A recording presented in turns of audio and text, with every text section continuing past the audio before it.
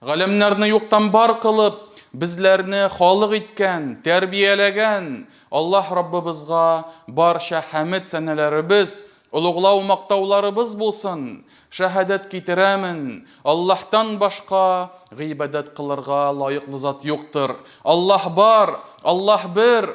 Һәм шәһадәт китерәмен, Мухаммад ибн Габдуллаһ Аллаһның хак илчесе, тугры пәйгамбәре һәм шәриф булган кулыдыр. Аллаһ аңа, аның гаиләсенә һәм аның сахабәләренә салават шәрифләрен насип итсә иде. Аллаһ Раббыбыз әгәр дә кемне дә булса үзенең гаделлеге белән хак юлдан яздырса, аны беркем дә бүтән туры юлга чыгара алмас.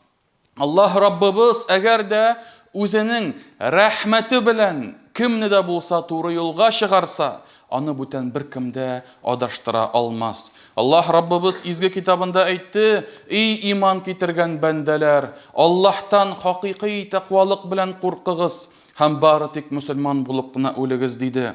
Әмма бәъд, мөхтәрәм җәмәгать, безнең бу дөньябызда, тормышыбызда очрый торган сынаулар, очрый торган авырлыклар, алар дөньяны барлыкка китергәннән алып кыямәткә хәтле дәвам итәчәкләр. Һәм Аллаһ Раббыбыз һәрбер мәхлугына очраячак шушындый күренешләр, авырлыклар булачак. Һәм Аллаһы Тәгалә Коръәндә былай дип әйтә: "Лaqad халaqнал инсана фи кабад". Без дөрестлектә кешене авырлыкта тудырдык дип әйтә. Авырлыкта барлыкка китердек ди. Аның ана карныннан чыгып, аның исән вакытта, яшь вакытта яшәве, үсүе, зураюы, аннан соң картаюы, ул җәмәгать гомере буена авырлыклар белән сугарылган.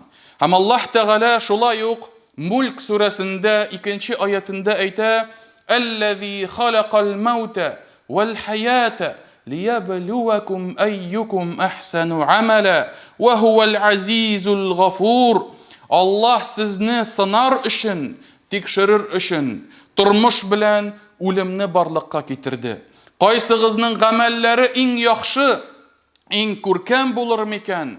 Һәм ул куәтле, гафу итүче дип әйтә Аллаһ Тәгалә. Менә бу аятны җәмәгать әгәр дә уйлап карасак, җентекләп әгәр дә фикер йөртсәк, Аллаһ Тәгалә нәрсә ди? Тормыш белән үлемне барлыкка китердек сезне сынар өчен. Ягъни, синең яшәү дәвреңдә булачак кайбер вакыйгалар һәм син шул вакыйгаларда ничек эшләрсең, ничек яшәрсең, ничек гомер итәрсең, ничек Аллаһ Раббыбызга гыйбадәт кылырсың, менә шуннан алып синең үлемең дә, синең мәңгелек тормышың да нәрсә булыр? Инде шул әйберләрне Аллаһ Раббыбыз хисаплаячак. Һәм арагызда кайсыгызның гамәлләре иң яхшы, кайсыгызның гамәлләре иң күркәм, менә шул кешеләр Аллаһ хузурында алар җиңүгә ия булачаклар. Һәм Аллаһ Тәгалә безгә нәрсә ди? Ул куәтле һәм гафу итүче ди. Ягъни, синең тормышыңда була торган бүтән авырлыклар каршында Аллаһ Раббыбыздан да куәтлерәк, кодрәтлерәк бер генә зат та юктыр. Һәм Аллаһ Тәгалә нәрсә ди? Ул куәтле һәм гафу итүче. Ягъни, Аллаһ Раббыбызның рәхимлелеге, мәрхәмәте кешеләр үзенең шушы күпчелегендә хата кылсалар да, ялгышсалар да, күп очракта Аллаһ Тәгалә аларны гафу итә дип әйтә Аллаһ Раббыбыз. Һәм шуңа бүгенге көндә күрергә мөмкин, кемдер паникага бирелә, кемдер депрессиягә төшә, кемдер көннәр буена, төннәр буена яңалыклар карап утыра, телеграмнан чыкканы да юк. Аның дөньясы, аның балалары, аның эше, аның вазифалары шул килеш ничек бар шулай ята. Балалар кайтып керәләр, әти телефонда карап утыра, что там у них, что там у нас. Анда хатын кайтып керә, что там у них, что там у нас. Балалар белән шөгыльләнүче юк, балаларга сөйләшүче юк. Аның бөтен дөньясы, бөтен вакыты шушы бары тик шушында башын салган һәм шуның белән ул бөтен дөньясын үзгәртеп куйган. Алай җәмәгать эшләргә ярамый. Һәм үз-үзеңне битереп, ташлап, үз-үзеңне юкка чыгару тыелган. Пәйғамбарыбыз Мухаммад саллаллаху алейхи ва саллям әйтә: "Әгәр дә ди, қиямәт башланса да, кулыңдағы булган саженец, үсенте, пальма үсентесе булса да, аны утырт" дип әйтә Пәйғамбарыбыз. Ягъни, дөньяларың биткәндә дә, нинди дә булса авырлыклар килгәндә дә, все пропало, все бетте дип утыру җәмәгать юк. Ислам алай әйтми. Аллаһы Тәгалә моңа шакырмый. Пәйғамбарыбыз нәрсә ди? Үсенте, пальма үсентесен утыртсын, җиргә салсын дип әйтә. Икенче бер хадисендә Пәйғамбарыбыз саллаллаху алейхи ва саллям, гомуми мәгънә инде, төгәл мәгънә түгел, общий мәгънә, Пәйғамбарыбыз әйтә: "Әгәр дә Дәҗҗал чыкса да, Дәҗҗал фитнәсе, кыямәт көненең бер галәмәте, Дәҗҗал чыкса да, һәм кулыңда шушы үсенте булса, җиргә утырт, чөнки синнән соң кешеләр киләчәк" дип әйтә Пәйғамбарыбыз. Ягъни, синнән соң әле тагын булыр буыннар. Ул синең балаларың булырмы? Ул синең оныкларың булырмы? Оныкларының балалары булырмы? Мөһим түгел. Ләкин синнән соң әле тормыш дәвам итәчәк дип әйтә Пәйғамбарыбыз. Һәм уйлап карагыз, пальма агачы нинди агач ул? Ул бик зур агач. Аның кәүсәсе, его ствол. Ул менә шушындый хәтта булырга мөмкин. Ул бик биек. Ул җимешләр бирә. Һәм уйлап карагыз, аның үсентесе, кичкенә генә бер үсенте, саженец. Пәйғамбарыбыз әйтә, менә шул үсентене җиргә салып куй дип әйтә. Әле кайчан үсеп җитәр ул, кайчан аның кәүсәсе зур булыр ул, кайчан ул финиклар, җимешләр бирер ул, это не твоя забота. Ты должен делать то, что ты сейчас обязан делать. Өстендәге вазифаларны син хәзер башкарырга тиешсең. Һәм нәрсә ди Пәйғамбарыбыз? Чөнки синнән соң тагын кешеләр киләчәк. Ягъни, син үзең моның уңышын күрмәсәң дә, синнән соң килгән кешеләр уңышын күрергә мөмкиннәр. Һәм шуңа төшенкегә бирелеп, авырлыкларга төшеп, битте, җип җылап утыру җәмәгать, берәйбер дә эшләмәү, ул ислам рухы түгел.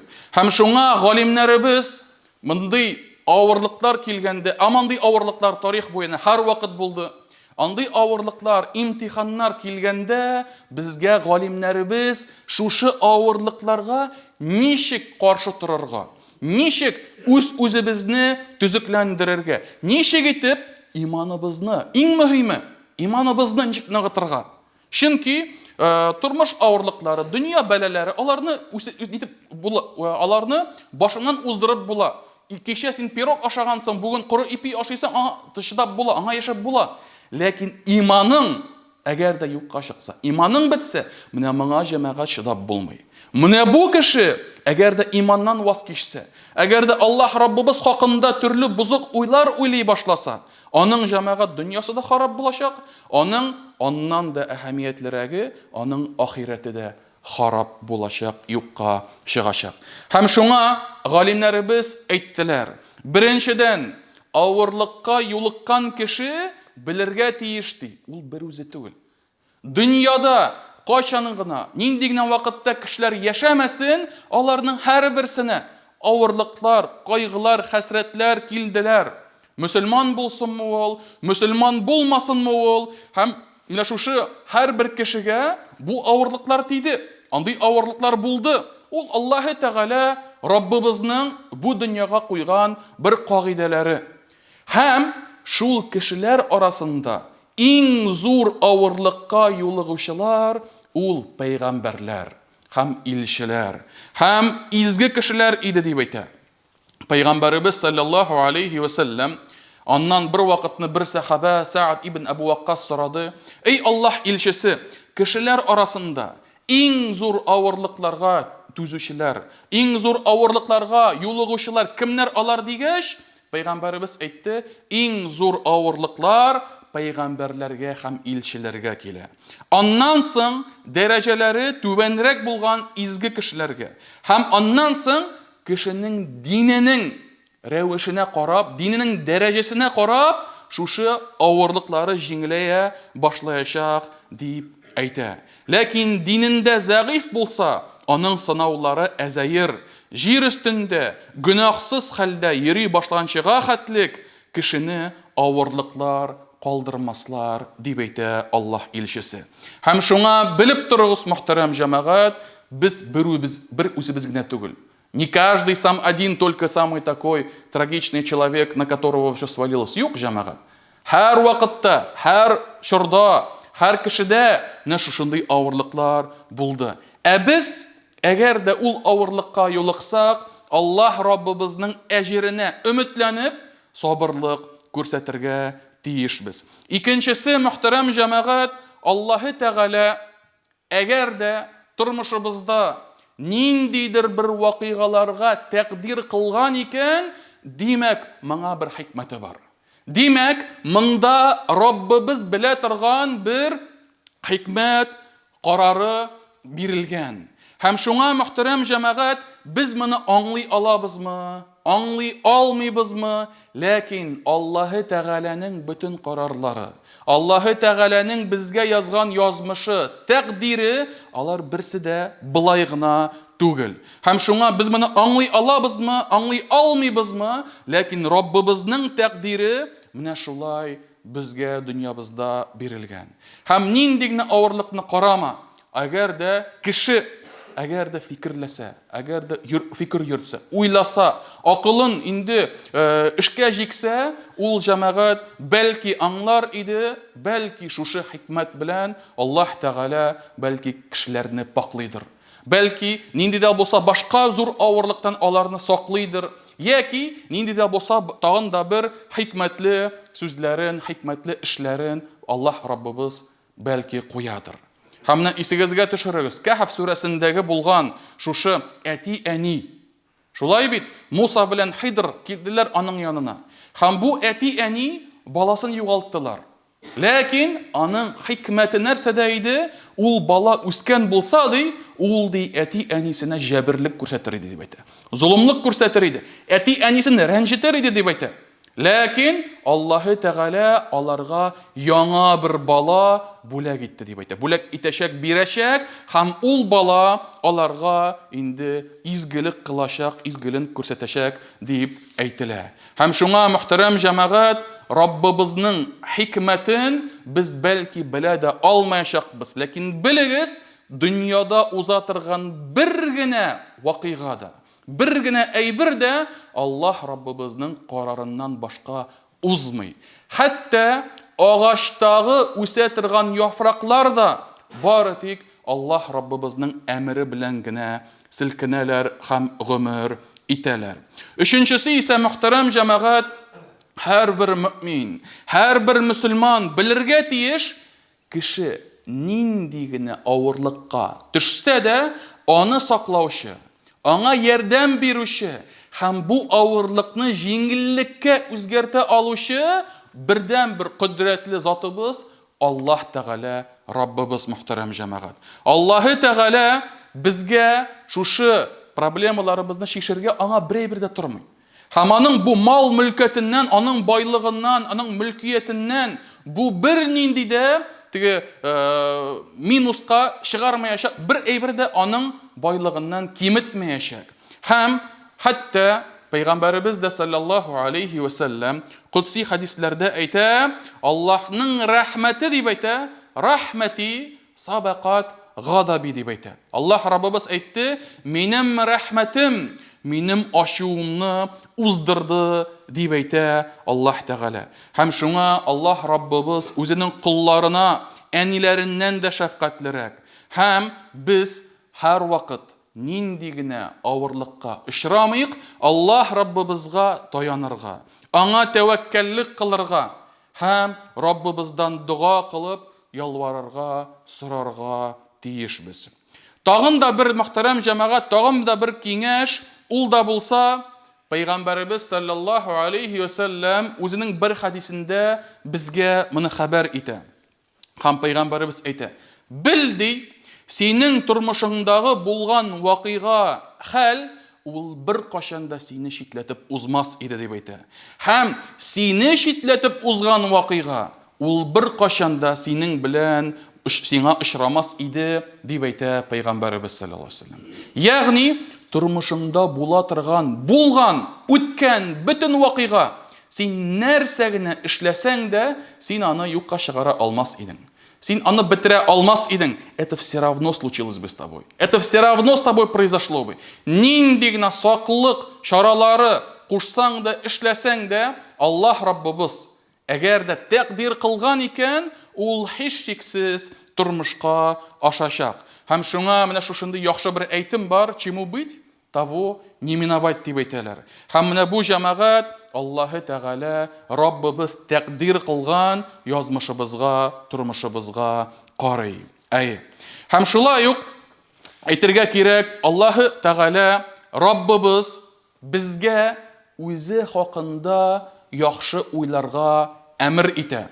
Һәм Аллаһ Тәгалә Раббыбыз Кудси хадистә аның сүзе китерелә: "Ана инда занни абди би, фальязунна би ма яша." Минем кулым, минем хакта нәрсә уйласа, мин шулай булырмын дип әйтә Аллаһ Раббыбыз. Һәм шуңа, әгәр дә берәр кеше Господь нас забыл, он нас бросил дип әйтүчеләр бар җәмәгать, Аллаһ сакласын. Бу күфри сүзләр. Ләкин бу сүзләр җәмәгать сезгә берничек тә тәэсир итәргә тиеш түгел. Син ничек Аллаһ Тәгалә турында уйласаң, ул да сиңа шулай мөгамәлә кылачак. Һәм шуңа мөмин кешенең, мусульман кешенең бөтен иманы Аллаһы Тәгаләгә омтылырга тиеш. Аллаһы Тәгаләдән ярдәм өмет итәргә тиеш. Аңа ялварырга тиеш, аңа дуа кылырга тиеш.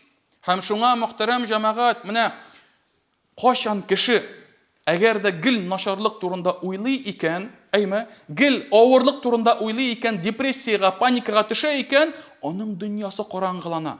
Ул хәтта Аллаһы Тәгалә турында оныта башлый. Инде моннан уже выход юктыр инде, наверное. Инде бетте, инде все бетте, все кончено, тегесе, монысы дип уйлап җәмәгать Аллаһ Тәгалә турында оныта. Аның кудрәте хакында, аның ярдәме турында һәм мондан да авыррагы ул җәмәгать хәтта шушы үзенең гыйбадәтенә дә җиңел карый башлый. Какой смысл? Нәрсәгә әфәлән, әтүгән җәмәгать? Бу бит чынлыкта шайтанның абачык юлы.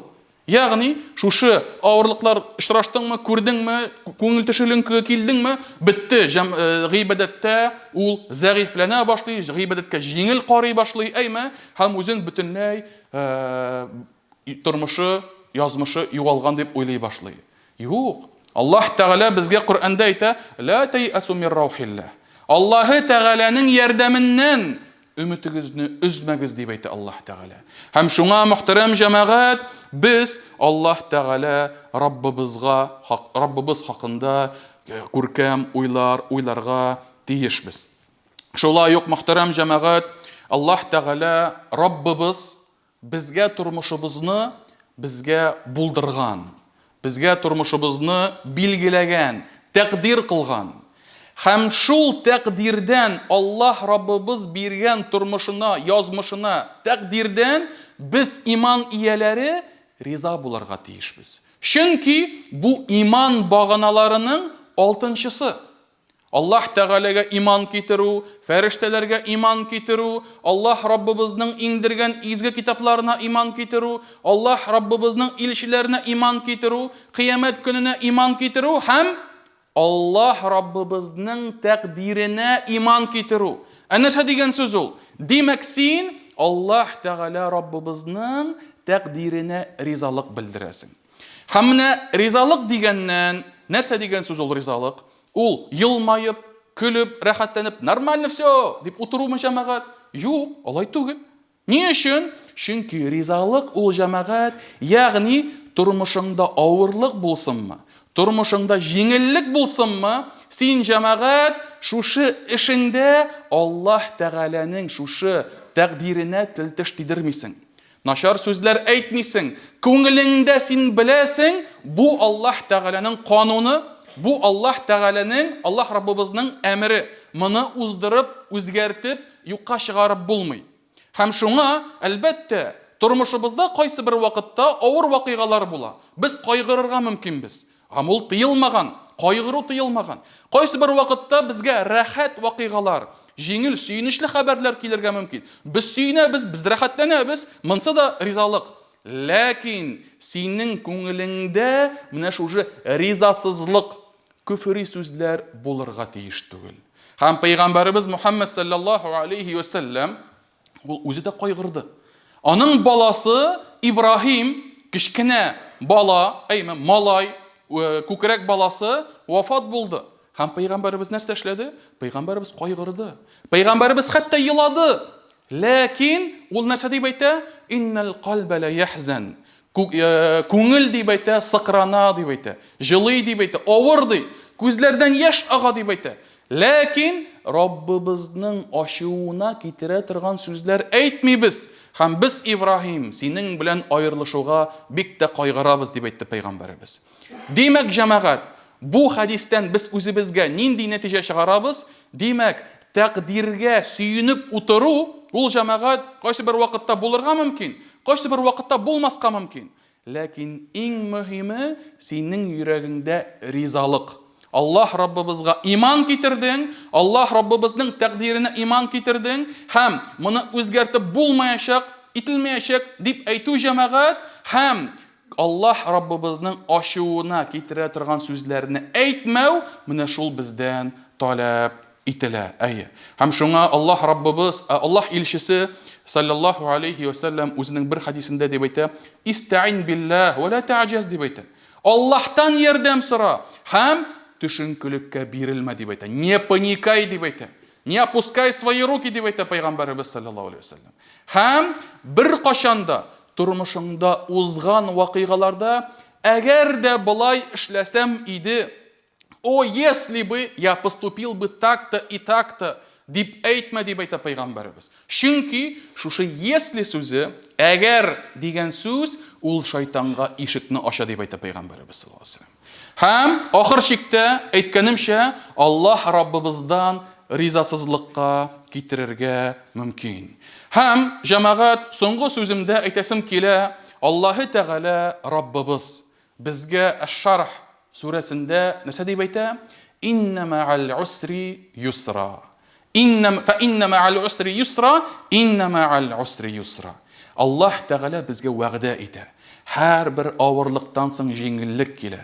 Һәр бер авырлыктан соң җиңеллек килә дип әйтә Аллаһ Раббыбыз. Һәм менә нинди генә тормышта вакыйгалар булмасын, алар бетәчәк иншалла. Алар юкка чыгачак, барыбер җиңеллек киләчәк.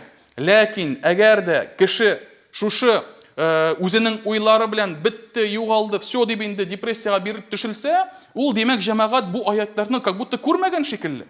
Бу аятларны кабул итмәгән шикелле. Һәм шуңа мөхтәрәм җәмәгать, менә шушы авырлыкларда сабыр итсәк, әгәр дә үз өстебездәге булган вазифаларны, обязательстволарны үтәсәк, тормышыбызны алып барсак һәм Аллаһ Тәгалә Раббыбыздан ярдәмен сорасак, без җәмәгать әлбәттә иншалла уңышка ирешәчәкбез. Һәм авырлыктан соң җиңеллек киләчәк.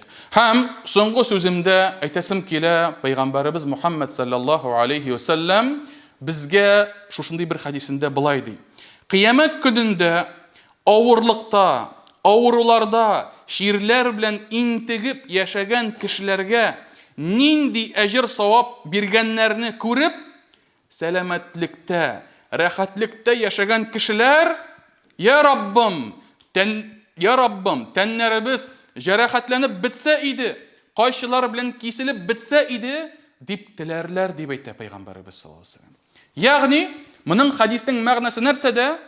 Авырлыкта яшәгән кешеләргә сабыр иткәннәре өчен нинди әҗер саваплар биреләчәк, хәтта рәхәтлектә яшәгәннәр дә аңа көнләшәчәк дип әйтә.